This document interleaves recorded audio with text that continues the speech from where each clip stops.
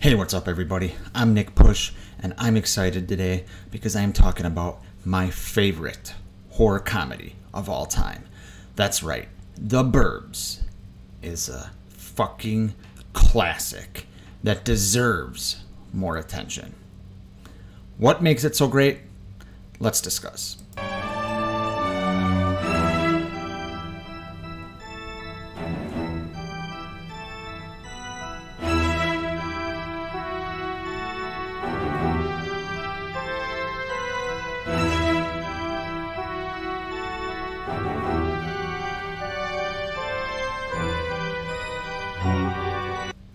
So The Burbs came out in 1989, directed by Joe Dante. Yes, that Joe Dante. That also directed Gremlins, Piranha, The Howling, all kinds of classic 80s monster movies. Well, he delivers a comedy classic, in my opinion, with The Burbs. So, before we get into what is so great about this movie and what makes this movie a classic in my eyes, let's talk about what this movie's about.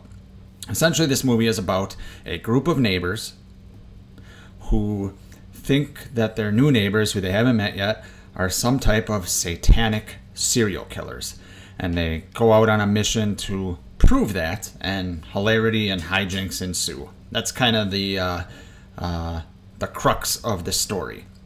But what makes this movie great is the fucking characters, okay? Sometimes you get an ensemble of characters in a movie and they just fucking click on many levels. And I think that's what happened with the characters and the actors in this movie. The Burbs stars Tom Hanks. Yes, the Tom Hanks. You probably don't hear him talk about this movie much because I've never heard him talk about this movie. But he's great in it. It stars Tom Hanks, Bruce Dern, Laura Dern's husband from Jurassic Park, Carrie Fisher. Yes, that Carrie Fisher, Princess Leia. Corey Feldman, Rick Ducommun, however the fuck you pronounce his name, the limo driver from Blank Check. All these characters come together and just create a classic movie. It has horror elements, not tons of horror elements, but enough where you can call it a horror comedy. But for me, you know, it's just the interaction of these characters that make it so great. It centers around Tom Hanks' character, no surprise there, who plays Ray Peterson, kind of an everyman who is taking a week vacation from work, but he's not going anywhere. So he's just kind of bumming around the house. And, you know, his interactions with his other neighbors are what kind of makes this. His kind of co-partner in crime here, Art, played by Rick Ducommun. I can't say that fucking name. The limo driver from Blank Check. Played by him, is kind of the catalyst of all this. You know, he's the one that kind of plants seeds in Ray's mind that something weird is going on because Ray lives right next door to these people, the Klopeks, who are Slavic, I believe, and don't come out really during the day. But he kind of plants these seeds in Ray's mind that something's going on there. It has also Bruce Dern, who is a former... I don't know if he's Army, but he's a former military man, and he takes his military stuff very seriously. So he uses a lot of different military slang, a lot of different military gear to help these guys out as they're investigating their neighbors. And then Corey Feldman is in this as well, who he's a teenager in this movie. He plays a kid that just kind of, you know, loves watching these guys, you know, investigate these guys. He invites his friends over to party and watch the hijinks ensue. You know, it's better entertainment than TV at the time. You know, he is just, you know, obsessed with, you know, just seeing what's going on in this street. Carrie Fisher plays Tom Hanks' wife, who, as the typical suburban wife, you know, just wants her husband not to pay attention to any of this stuff. You know, she just wants normality. She just wants, at the end, her husband back because Ray starts going off the deep end after a while.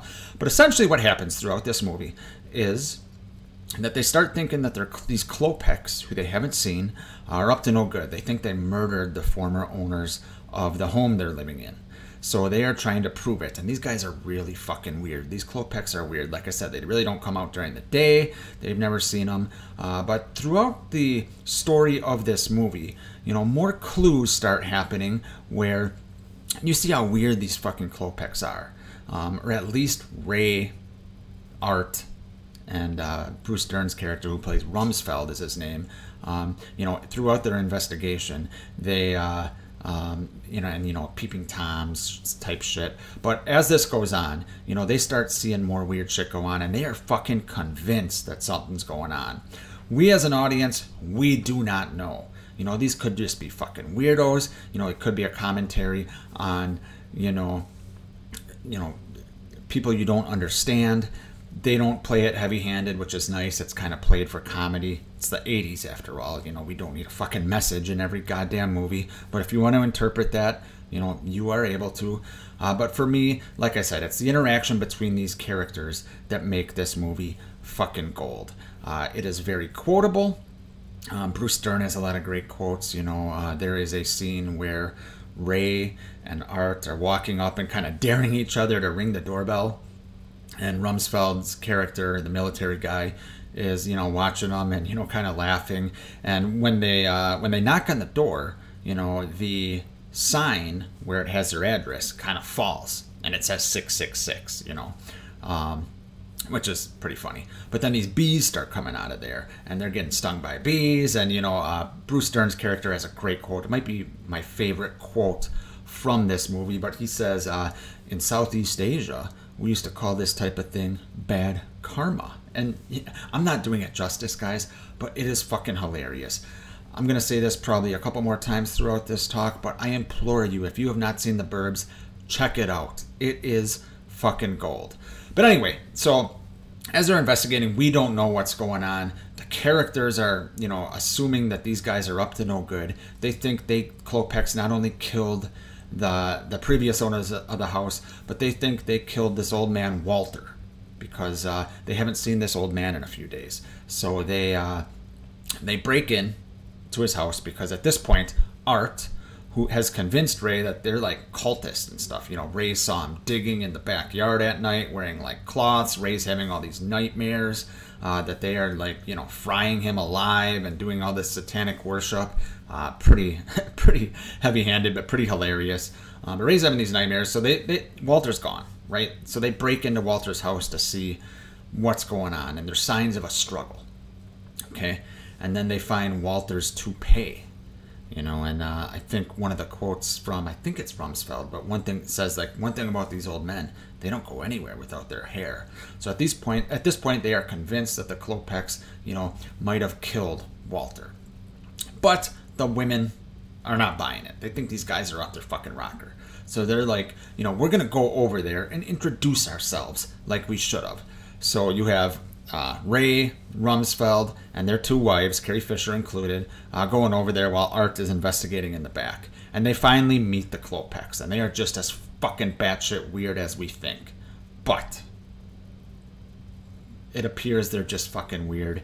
Just weirdos, and they are not killers, And the crazy people on the block seem to be the three men that think that these people are killers just because they're fucking different, right?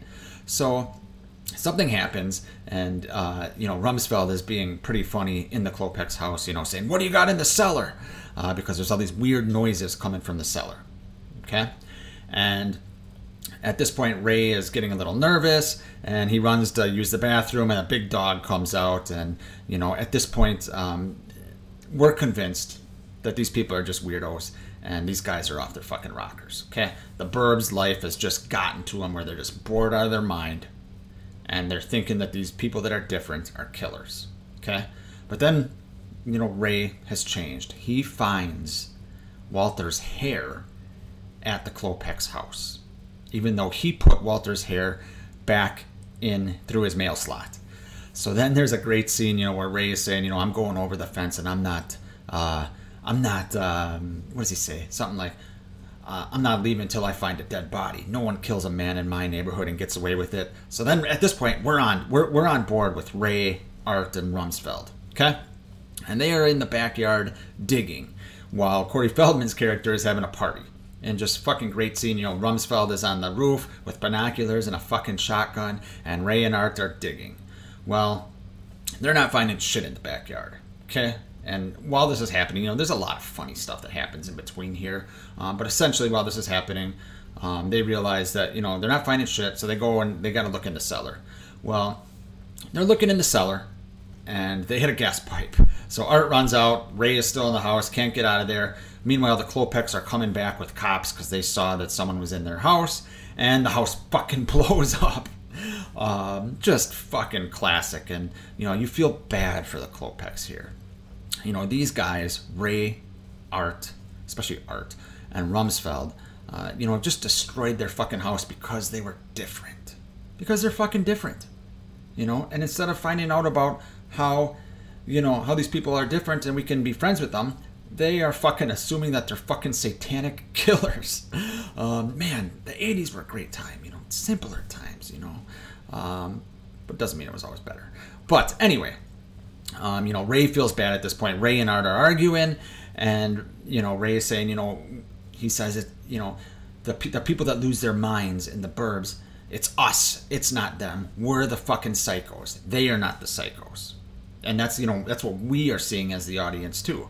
Well, then there's one more scene, where one of the kind of the main Klopek, the main neighbor, is a doctor, and he is examining Ray because he's just been fucking blown up. He's got bandages everywhere, and he goes into the ambulance with Ray, and Ray's apologizing to him, and he's saying, surely you must have looked in my cellar, and you find out he actually is a fucking killer. They are killers. And there's a big chase sequence, and essentially the movie ends with them finding a bunch of bones in the Klopek's trunk. And, Ray, Art, and Rumsfeld were right. Now, is that believable? No. But this is a fucking comedy, guys. Like I said, it's a horror comedy, more heavy on the comedy. It's very, it's not really in your face as far as humor. It's all subtle shit, but it is hilarious. I cannot get enough about this movie. Like I said, in all my reviews, guys, I never do these movies justice. There are great movie reviewers who have probably done a movie like this justice. But what makes this movie great, for me, is the characters. Once in a while, like I said, you get a band of characters that come together, and it's just fucking gold. And that's what I think when I see the Burbs. So let me know down in the comments, guys. Have you ever seen the Burbs? And if you have, are you as big a fan as I am of this movie? Where would you rank it in your horror comedies? Thanks for watching, guys, and I will see you next time.